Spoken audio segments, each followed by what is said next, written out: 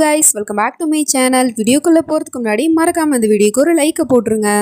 Last பார்ட்டில் நீலாம்பரியோட தலைமையில் அந்த கரண்ட் கம்பி வந்து விழப்போகுது. அதை அவளும் பார்த்துட்டு அங்கேருந்து நகர்ந்து ஓடி போயிடுறா. இதே இவங்க ரெண்டு பேரும் மேலேருந்து பார்த்துட்டு பழசெல்லாம் நினச்சி பார்த்துட்டு இருக்காங்க. நம்ம செகர் ஸ்கெட்சு போட்டிருப்பா, அவள் கால் தடுக்கி கீழே விழுகணும் அப்படின்னு சொல்லிட்டு ஒரு கயிறை போட்டு அவனடானா அதை அசால்ட்டாக கடந்து வந்திருப்பா. அதுக்கப்புறம் கண்ணுக்கிட்ட போயிட்டு கத்தியை காமிச்சுமே அவள் அசராமல் அப்படியே உட்காந்துருப்பா.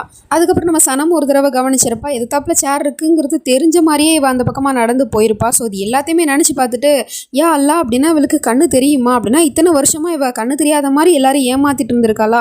இப்பவே இந்த உண்மையை போயிட்டு ஆயில் கிட்ட போய் சொல்றேன் அப்படின்னு சனம் போனா டக்குன்னு சேகர் ஸ்டாப் பண்ணி இல்ல நீ அந்த தப்பை மட்டும் பண்ணிடாத, இவன் நம்ம டெஸ்ட் பண்ணி பார்த்த வரைக்குமே நமக்கு சந்தேகம் வராத அளவுக்கு இவ கண்ணு தெரியாத மாதிரி நடிச்சிட்டு இருந்தா. அப்படி இருக்கும்போது ஆயில் கிட்ட அவ எப்படி நடிப்பா? இவளை பத்தி நான் உண்மையை ஆயில் கிட்ட ப்ரூஃபோட தான் நிரூபிக்கணும், அது வரைக்கும் கொஞ்சம் வெயிட் பண்ணி இந்த விஷயத்த ஆயில் கிட்ட சொல்ல வேணாம் அப்படிங்கிற மாதிரி சொல்லிடுறா. அப்படியே கட் பண்ண ஆகிலும் வந்துட்டு பழைய ஸ்டேட்மெண்ட்லாம் வந்து படிச்சு பார்த்துட்டு இருக்கான். அதாவது அப்பா இறந்து போனார் இல்லையா, அந்த கொலைப்பள்ளியை அம்மாக்காரி ஏத்துக்கிட்டு ஜெயிலுக்கு போனா. அப்போ வந்து ஒரு வேலைக்காரவர் அந்த வீட்டில் வேலை பார்த்தா ஒரு வேலைக்காரவர் வந்து ஒரு ஸ்டேட்மெண்ட் கொடுத்துருப்பாரு. அதில் ஒரு விஷயத்தை அவன் கண்டுபிடிச்சிட்டான். ஸோ இந்த விஷயத்தை போயிட்டு அம்மா கிட்ட சொல்கிறதுக்காக அம்மாவை தேடனா அந்த சூனியக்காரியும் ஸ்டாப் பண்ணிவிட்டு அம்மா வீட்டில் இல்லை அவங்க எங்கேயோ அங்கிள் ஆண்டியை கூட்டிகிட்டு வெளியே போயிருக்காங்க அப்படின்னு சொன்னதும் எங்கே போயிருக்காங்கன்னு தெரியுமான்னு கேட்டால் தெரியாதுன்னு சொல்கிறா. அப்போ பார்த்தா அந்த பக்கமாக சனம் போயிட்டு இருக்கிறத பார்த்துட்டு அவளை ஸ்டாப் பண்ணிவிட்டு இந்த விஷயத்தை போயிட்டு சனம் கிட்டே போய் சொல்லிடுறான். இந்த பாரு இந்த ஸ்டேட்மெண்ட் நல்லா பாரு, இது வந்து எங்கள் வீட்டில் வேலை பார்த்த சுலைமா அங்கிள் கொடுத்த ஸ்டேட்மெண்ட் தான், அவர் எதுக்காக இப்படி ஒரு ஸ்டேட்மெண்ட்டை கொடுக்கணும் அப்படிங்கிற மாதிரி சொல்லிட்டு இருக்கான். ஸோ அதில் பார்த்தா கன் சவுண்ட் வந்துட்டு அப்பாவோட ரூம்லேருந்து கேட்டதாக அவர் தான் வந்து அந்த ஸ்டேட்மெண்ட்டே கொடுத்துருக்காரு. அதனால அவருக்கு கொலகாரம் யாருங்கிற உண்மையுமே தெரிஞ்சிருக்குன்னு தான் நினைக்கிறேன். என்ன ஏதுன்னு அவரை விசாரிச்சாதான் தெரியும். நான் நாளைக்கு காலையில் அவரை போய் பார்க்க போகிறேன், நீயும் வரியான்னு கேட்டால் கண்டிப்பாக வரேன் ஆகில்னு சொல்லிட்டு ரெண்டு பேரும் ஒருத்தர் அப்படியே பார்த்துட்டு நின்றுட்டு இருக்காங்க. ஸோ இதெல்லாம் தூரத்துலேருந்து அந்த சூனியக்காரியும் பார்த்துட்டு டென்ஷன் ஆகுறா. இந்த பக்கம் ரிஹான் கிட்ட சகர் எல்லா உண்மையும் சொல்லிட்டா போல, அதாவது அம்மாக்காரிக்கு வந்து கண்ணு தெரியும் அப்படிங்கிற உண்மையை சொல்லிட்டா போல. ஸோ அதை கேட்டு தான் அவனால் அதை தாங்கிக்கவே முடியல, மனசொடைஞ்சு போயிட்டு சொல்லிட்டு இருக்கான். என் அம்மா என்கிட்ட எத்தனை போய் தான் சொல்லுவாங்க, ஒரு பொய் சொல்லி அவங்க என்னை ஏமாற்றி என்னை கஷ்டப்படுத்துகிறாங்க, அதுலேருந்து நான் மீண்டு வர்றதுக்குள்ளே அடுத்த போய் அவங்க ரெடி பண்ணி வச்சுருக்காங்க. இந்த மாதிரி ஒரு மோசமானவங்க கூட நான் இருக்கவே விரும்பலை, கொஞ்ச நாள் நான் இந்த வீட்டை விட்டும் அவங்கள விட்டும் தள்ளி இருக்கணும்னு நான் நினைக்கிறேன் அப்படிங்கிற மாதிரி சொல்லிட்டு இருக்கான். அதுக்கு நீ என்ன பண்ண போகிறேன்னு கேட்டால் எனக்கு வந்து துபாயில் ஒரு ஆஃபர் லெட்டர் கிடச்சிச்சு ஜாப் விஷயமா, 5 மாதத்துக்கு முன்னாடி அது கிடச்சிச்சு, பட் நான் தான் போகலை. இப்போ எனக்கு அந்த ஜாப்க்கு போய் ஜாயின் பண்ணணும்னு தோணுது, ஏன்னா இவங்களை விட்டு தள்ளி இருக்குன்னு நினைக்கிறேன், நீ என்ன சொல்கிறேன்னு கேட்டால் இது நல்ல விஷயம் தானே ரிஹான், கண்டிப்பாக நீங்கள் போகணும்னு நினச்சிங்கன்னா தாராளமாக போங்க, அதுக்கே என்கிட்ட கேட்குறீங்க, கண்டிப்பாக நீங்கள் போகணும்னு நினச்சிங்கன்னா தாராளமாக போயிட்டு வாங்க, ஆனால் என்ன ஒன்றுனா அவங்கள ரொம்ப மிஸ் பண்ணுவேன் அப்படிங்கிற மாதிரி சொல்லிட்டு இருக்கா. இப்போ மார்னிங் அடித்து காலங்கத்தில் இந்த அங்கிள் ஆண்டியை கூட்டிக்கிட்டு ஒரு அனாத ஆசிரமத்துக்கு தான் வந்திருக்கா. எதுக்காகனா அந்த ஜெயிலரை வந்து கண்டுபிடிக்கிறதுக்காக. நேற்று நைட்லேருந்து ஒவ்வொரு ஆசிரமமாக தேடிட்டு கடைசியாக தான் இந்த ஆசிரமத்துக்கு வந்திருக்கா போல். ஸோ அந்த அங்கிள் ஆண்டிக்கிட்ட போயிட்டு அவள் இங்கே இருக்காளான்னு பார்த்துட்டு வாங்க அப்படின்னு சொன்னதும் அவங்க ரெண்டு பேரும் அங்கே இருக்கிறவங்க மாதிரியே ட்ரெஸ் பண்ணிட்டு போயிட்டு பார்த்துட்டு இருக்காங்க. பார்த்தா அந்த ஜெயிலர் அம்மாவும் அந்த ஆசிரமத்தில் தான் இருக்கு போல். ஸோ இந்த விஷயத்த உடனே நீலாம்பரிக்கு ஃபோன் பண்ணி சொன்னால் அவளும் வந்து பார்த்துட்டு நேற்று என் பொண்ணை பற்றி சொல்கிறதுக்காக என் வீட்டுக்கு வந்திருந்தீங்கல்ல, என் பொண்ணை பற்றி முழுசாக சொல்லாமலே போயிட்டீங்க, உங்கள் ஃப்ரெண்டு யாரோ ஜெமிலா கிட்ட தான் என் பொண்ணு இருக்கிறதாக சொன்னீங்களே, அவள் எங்கே இருக்கான்னு என்கிட்ட சொல்லுங்க அப்படிங்கிற மாதிரி கேட்டால் அந்த அம்மாவா அப்படியே உட்காந்துருக்கு எதுவுமே சொல்லாமல். உடனே இவ போயிட்டு சாப்பாடு எடுத்துகிட்டு வந்துட்டு அந்த அம்மா கிட்ட கொடுத்து கேட்டா அதுக்கப்புறம் அந்த அம்மா வந்துட்டு எல்லா விளக்கமுமே சொல்லுது, இந்த மாதிரி இந்த அட்ரஸில் இருக்காங்க அப்படிங்கிற எல்லா விஷயத்தையுமே சொல்லிடுது போல். ஸோ அது எல்லாத்தையுமே நோட் பண்ணி வச்சுட்டு ஒரு வேளையா என்னோட பொண்ணை 20 வருஷத்துக்கு அப்புறம் பார்க்க போகிறேன் அப்படின்னு சொல்லிட்டு சந்தோஷத்தில் அப்படியே அந்த பக்கமாக வந்துட்டு இருந்தா டக்குன்னு கால் ஸ்லிப் ஆகி கீழே பேப்பரை கீழே போட்டுறா. அது யாரோ ஒரு ஆள் கால் பக்கத்தில் தான் கிடக்குது.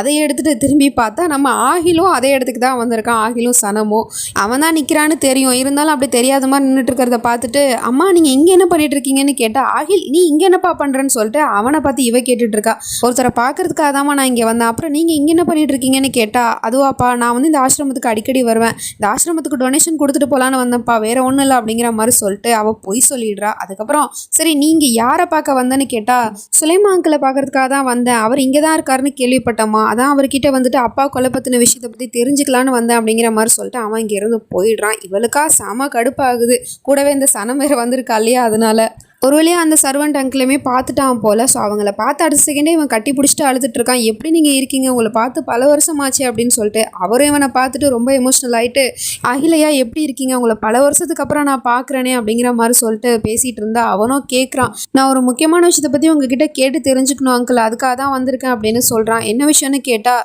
என்னோட அப்பா இறந்து போகும்போது நீங்கள் தானே ஸ்டேட்மெண்ட் கொடுத்துருக்கீங்க, என்னோட அப்பாவோட ரூம்லேருந்து தான் கன் சவுண்டு கேட்டுச்சு அப்படின்னா அந்த கொலகாரனை பற்றி உங்களுக்கு தெரியுமா, அதை பற்றி என்கிட்ட சொல்லுங்கள் அப்படின்னு சொன்னால் அவரும் பயந்துக்கிட்டு அன்னைக்கு நைட்டு நடந்த விஷயத்தை பற்றி நான் மறக்கணும்னு தான் நினைக்கிறேன், ஆனால் என்னால் இப்போ வரைக்கும் அது முடியலை அப்படின்னு சொல்லிட்டு இருக்காரு. அப்படின்னா உங்களுக்கு அந்த விஷயத்தை பற்றி தெரியுமா, அந்த கொலைகாரன் யார் அப்படின்னு கேட்டால் தெரியும் அப்படிங்கிற மாதிரி சொல்லிட்டு உண்மையை சொல்ல போகிற நேரம் பார்த்து கரெக்டாக அந்த இடத்துக்கு நீலாம்பரி வந்துடுறா.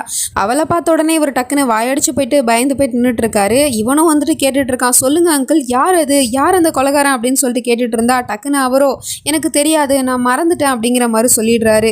அப்போ அந்த நீலாம்பரியும் அவரோட ஷோல்டரில் கையை வச்சுக்கிட்டு என்னப்பா இவர்கிட்ட வந்து இதெல்லாம் கேட்டால் அவருக்கு எப்படிப்பா ஞாபகம் இருக்கும், ஏன்னா அந்த கொலை நடந்து பல வருஷத்துக்கு முன்னாடி நடந்துச்சு, அப்போ நடந்த விஷயத்தை இவர் எப்படிப்பா ஞாபகம் வச்சுட்டு இருந்திருப்பாரு, அதான் எல்லாத்தையும் மறந்துட்டாரு போல அப்படிங்கிற மாதிரி சொல்லிட்டு அவரோட ஷோல்டரை பிடிச்சி அமுக்கிக்கிட்டு அப்படியே வந்து ஒரு வார்னிங் மாதிரி கொடுத்துட்டு இருக்கா. ஏதாவது என் பையன்கிட்ட சொன்னேன் அவ்வளோதான் அவனோட கதையை முடிச்சிடுவேன் அப்படிங்கிற மாதிரி சொல்லிட்டு அதனால அவருமே எதுவும் சொல்லாமல் அமைதியாக இருந்துடுறாரு. சரி அங்கிள் உடம்ப பார்த்துக்கோங்க அப்படின்னு சொல்லிட்டு ஆகில் அம்மாவை கூடி தான் இங்கே இருந்து போயிடுறான். ஆனால் நம்ம சனம் வந்து எல்லாத்தையும் நோட் பண்ணிட்டு தான் இருந்திருப்பா. அந்த நீலாம்பரி ஷோல்டரை பிடிச்சி அமுக்குனது அப்புறம் அவர் உண்மையை சொல்ல வரும்போது டக்குன்னு நீலாம்பரியை பார்த்துட்டு ஸ்டாப் பண்ணியிருப்பாரு. ஸோ அது எல்லாத்தையும் யோசிச்சு பார்த்துட்டு கண்டிப்பாக இவருக்கு ஏதோ ஒரு உண்மை தெரிஞ்சிருக்கு, ஆனால் அந்த நீலாம்பரியை பார்த்துட்டு பயப்படுறாரு, அதனால தான் எதுவும் சொல்ல மாட்டுறாரு போல அப்படிங்கிற மாதிரி யோசிக்கிறா.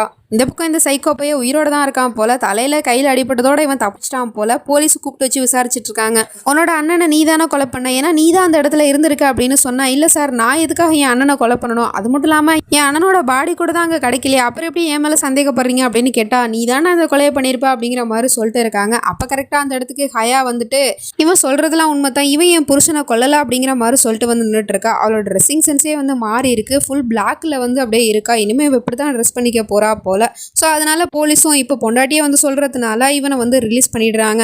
வா வீட்டுக்கு போகலாம் அப்படின்னு அவனை அழைச்சிட்டு போயிட்டு இருக்கா. இவளுக்கு நல்லாவே தெரியும் நான் தான் கொலை பண்ணேன் அப்படின்னு. அப்படி இருக்கும்போது எதுக்காக இவனை காப்பாற்றணும் அப்படிங்கிற மாதிரி யோசிச்சே அவள் கூட போயிட்டு இருக்கான். அதுக்கப்புறம் வீட்டுக்கு வந்ததுக்கப்புறம் நீ ரெஸ்ட் எடு, நான் போயிட்டு டீ போட்டு எடுத்துட்டு வரேன் அப்படின்னு சொல்லிட்டு அவள் டீ போட போறா.